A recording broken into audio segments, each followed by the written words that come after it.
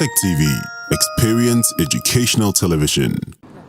Welcome to Tech TV, and my name is Nana Ebo Imaro, and currently we are at the School of Medical Sciences of KNUST, and we are looking at Lassa fever, the prevention, the causes, and how likely is this particular disease to, get into Ghana. So we want to talk to Dr. Mohammed Mutochelu. Is at the Department of Clinical Microbiology, and we want to find out from him how likely is this Lassa fever to get into Ghana, and what are the prevention, what is even the cause of it. So join me as I get to his department and we throw more lights on it. So Lassa fever was discovered in 1969 in a town called Lassa in Borno State in Nigeria. It is known to be endemic to Africa, to West Africa in particular.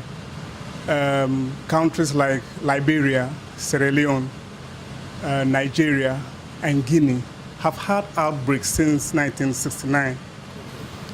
However, for Ghana, we have had 2 reported cases in 2011, and it was published in the Ghana Medical Journal in 2012. By Professor William Ampofu's research group in the Noguchi Memorial Institute for Medical Research. So the 2 cases were in the Manson Kwanta town in the Amansia West District. So this is not the, no, we don't know if it's in Ghana yet, sorry, as of now, but we have reported before. Okay. So it's been documented in Ghana, yes. So it causes hemorrhagic fever. So if I'm going to go back to the virology of the virus, it's an RNA virus of the family Arenaviridae. It normally causes hemorrhagic fever, just like we saw for Ebola. Yeah, I'm coming. Okay. Just like we saw for Ebola. Okay. It's more or less, the symptoms are non-specific. They range from non-symptomatic, the person doesn't feel it, through to mild fever, to marine-like symptoms like discomfort, body weakness. Then if the person doesn't recover, so the incubation period is about 21 days. Okay. Yeah, so if the person does not recover, and they've had the symptoms I have mentioned, so they will progress to the vomiting, bleeding from nose, diarrhea, stools, like chigolosis kind of.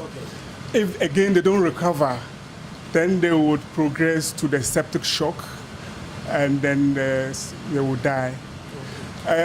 Although the symptoms look, as I said, is very non-specific.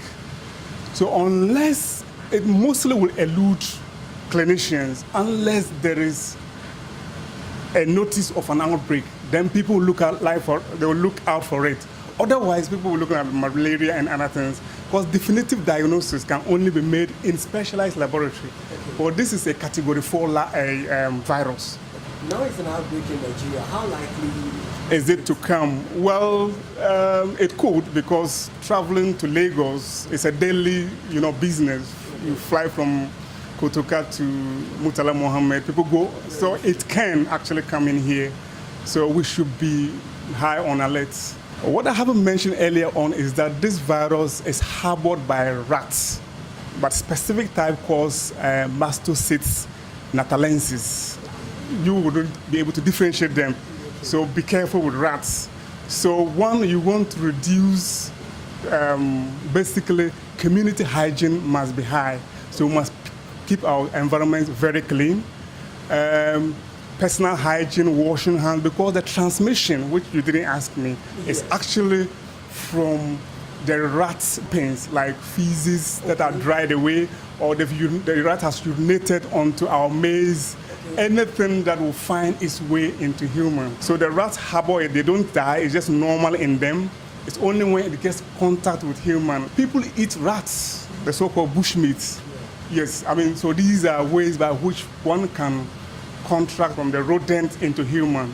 Now, between human, it does happen, but it's not as common. Yeah, so again, you want to avoid, so if a person is infected, you want to avoid bodily fluids, person coughing into you, etc. Now, within hospitals, when you have Lassa fever patients hospitalized, Sometimes infections can go on there as well, nosocomial infection.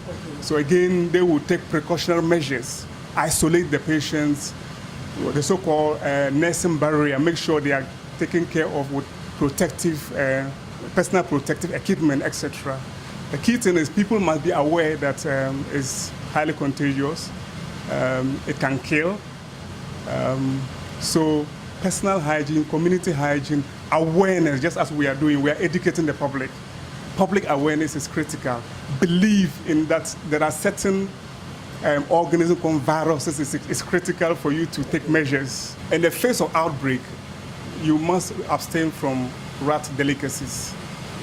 Yes, so you won't be able to differentiate between an infected and non-infected rats.